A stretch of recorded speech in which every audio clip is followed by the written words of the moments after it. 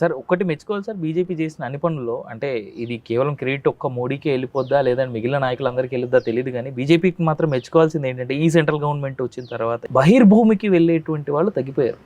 భారతదేశం ఇవాళ 93%, more than 93% ఏమో కొత్త లెక్కలు వచ్చిన తర్వాత తెలుస్తుంది, 93% ఎక్కువగా ఇవాళ బాత్రూమ్స్ ఉన్నాయి ప్రతి ఇంట్లో, ప్రతి గ్రామానికి చేరింది, ప్రతి ఇంటికి గ్యాస్, ప్రతి ఇంటికి ఎలక్ట్రిసిటీ కూడా చేరింది. పేద ప్రజల ప్రాథమిక వసతులు సమకూర్చడంలో నిజాయితీగా ప్రజల పక్షాన నిర్ణయాలు చేసిన భారత స్వాతంత్రానంతరం చేసిన నాయకులలో అగ్రగణ్యుడు మోడీ, నరేంద్ర మోడీ.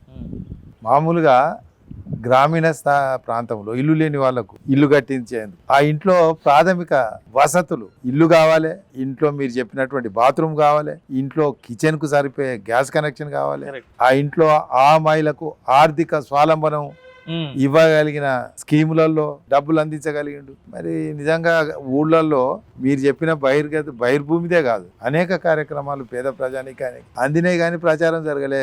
అదే సార్, ప్రజలకు ప్రచారం జరగడం